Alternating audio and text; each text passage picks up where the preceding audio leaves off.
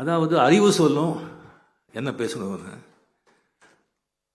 And உன்னுடைய திறமை சொல்லும் எப்படி பேசணும்னு, அரங்கம் சொல்லும் எவ்வளோ பேசணும்னு, உன் அனுபவம் சொல்லணும் எது பேசணும் எது பேசக்கூடாது.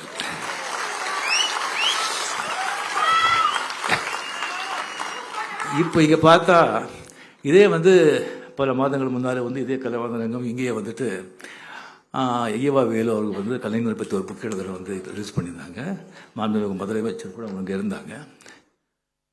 ஸோ அங்கே எல்லாம் எல்லாருமே ஐஏஎஸ் ஐபிஎஸ் எல்லாம் நம்ம மினிஸ்டர்ஸ் எல்லாமே வந்திருந்தாங்க. நான் அப்படியே பேசும்போது எல்லாமே நண்பர்கள் தானே. பேசும்போது இந்த மாதிரி ஓல்டு ஸ்டூடெண்ட்ஸ் எல்லாம் சமாளிக்கிறது ரொம்ப கஷ்டம்,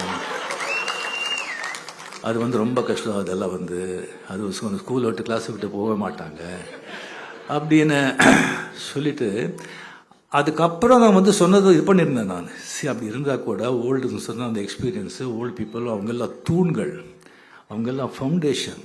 அந்த மாதிரி எக்ஸ்பீரியன்ஸ் ஓல்டு திஸ்டிங் இல்லைன்னு சொன்னால் எந்த இயக்கமும் எந்த பாட்டையும் அவ்வளோ திஸ்டிங் தேராது. அது தூண்கள் மட்டும் இல்லை, சிகரம் கூட. அந்த மாதிரி சொல்லணும் சொல்லி இது பண்ணிட்டு அந்த எல்லா சிரிப்பு இதில் அதை மறந்துட்டேன்.